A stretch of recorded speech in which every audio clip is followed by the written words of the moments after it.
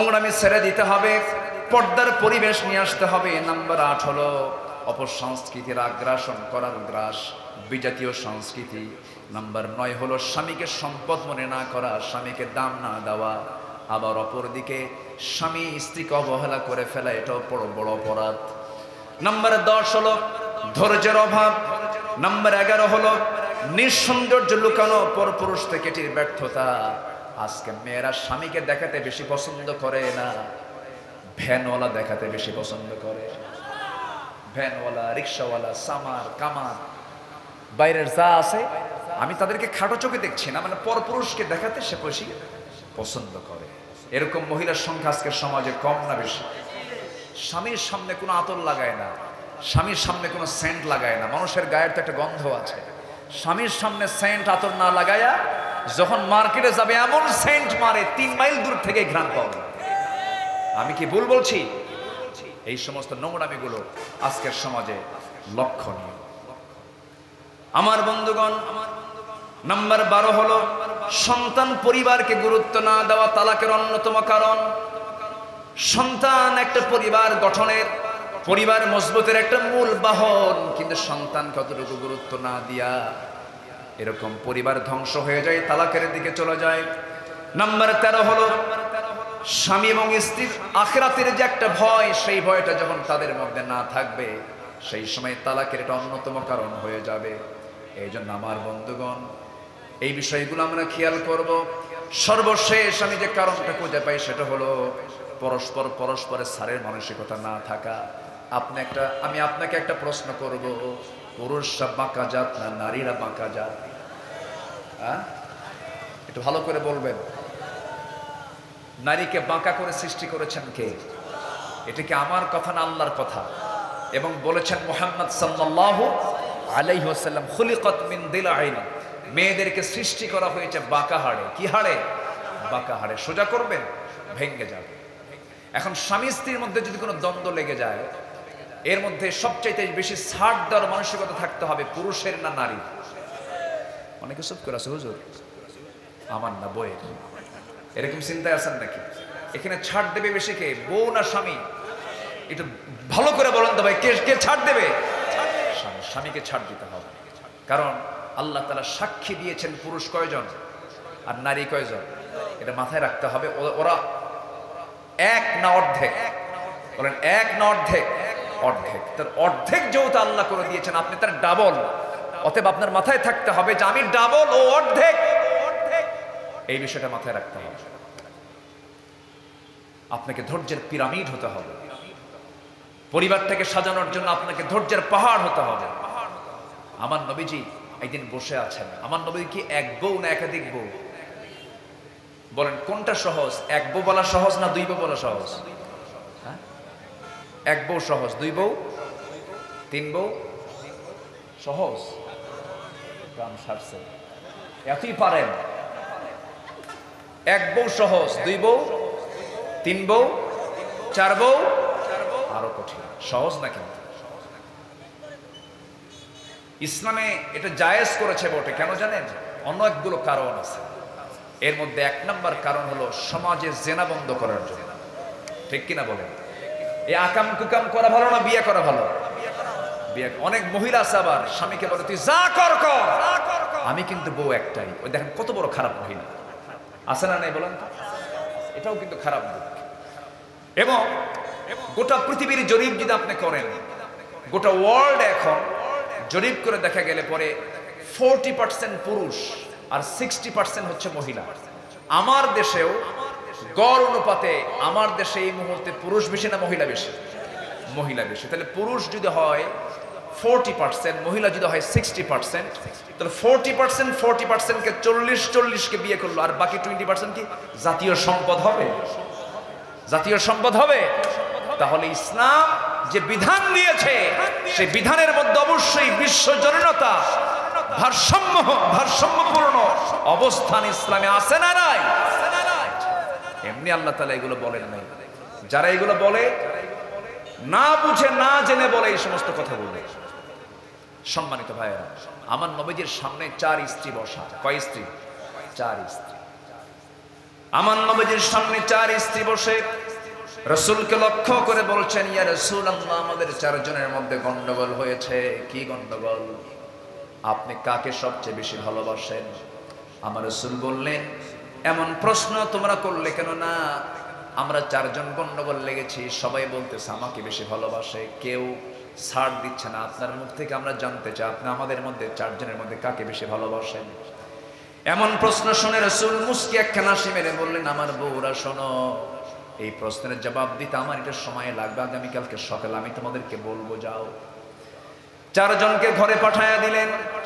অন্ধকার যখন হয়ে গেল, প্রথমে আম্মা জান আয়েশার ঘরে ঢুকে বলছেন, আয়েশা, আমি তোমাকে দারুণ ভালোবাসি। হাতের মধ্যে তিনি মোট 8টা খেজুর নিয়েছেন, 2টা করে প্যাকেট করলেন।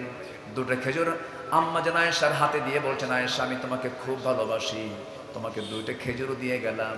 আর তোমাকে বলে যাচ্ছে, আমি যে তোমাকে সবচেয়ে বেশি ভালোবাসি, এই কথা যেন অন্য কোনো বইয়ের কানে না যায়। দ্বিতীয় স্ত্রী ঘরে গিয়ে কি কথা বললেন, তৃতীয় স্ত্রীর ঘরে গিয়ে কি কথা বললেন, চতুর্থ স্ত্রীর ঘরে গিয়ে কি কথা বললেন। চলে আসলেন। পরের দিন সকালবেলা বুক ভরা আশা নিয়ে 4 জন স্ত্রী নবীর সামনে খাড়া হয়ে গেছেন। নবীজি মুস্কি মুস্কি হাসতেছেন। 4 জন স্ত্রী এবার প্রশ্ন করছেন, হুজুর, আপনি এখন বলুন, আপনি কাকে সবচেয়ে বেশি ভালোবাসেন? রাসূল বলেন, শোনো, আমি যাকে গত রাত্রিতে লুকায় লুকায় 2টা খেজুর দিয়ে আসছে, আমি তাকেই সবচেয়ে বেশি ভালোবাসি। সুবহানাল্লাহ বলবেন। ব্যালেন্স, ধৈর্য, marriage life, manage life, management থাকতে হবে। বিয়ে আগে না ধৈর্য আগে? ব্যবসা আগে না ধৈর্য আগে? নামাজ আগে না ধৈর্য আগে?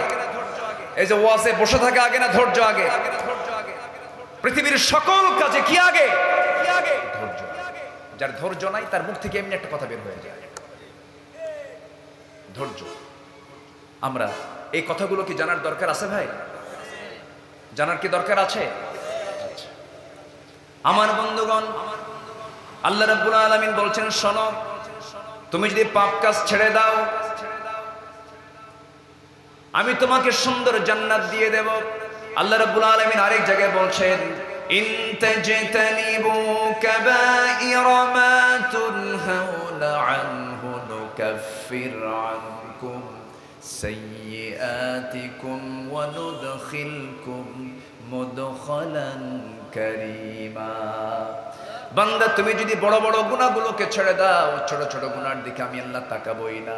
শিরকের গুনাহ করলা না, বিদআতের গুনাহ করলা না, জিনার গুনাহ করলা না, সুদের গুনাহ করলা না, ঘুষের কারবার করলা না, খুন করলা না, সন্ত্রাসী করলা না, জুলুম করলা না, অন্যায় বিচার করলা না, আলেমদের বিরুদ্ধে ফাঁসির অর্ডার দিলা না, আমি তোমাকে জান্নাত দিয়ে দেব।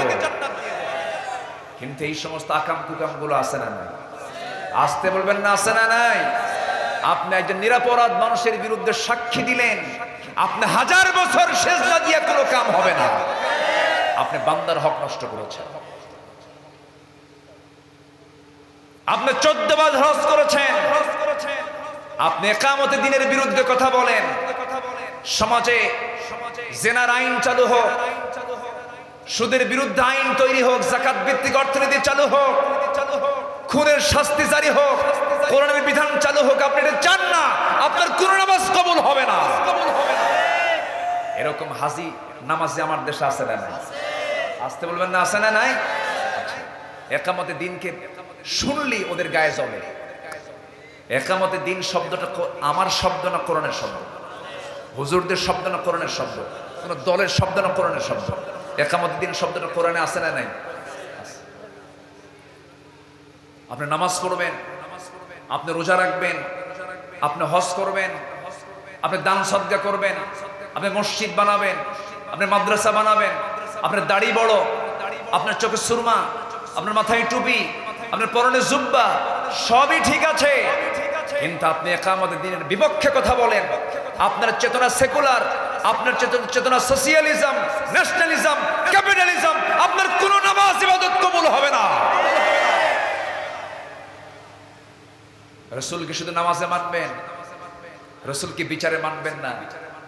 রসুলকে শুধু নামাজের ইমাম হিসেবে মানবেন, রাষ্ট্রের ইমাম হিসেবে মানবেন না।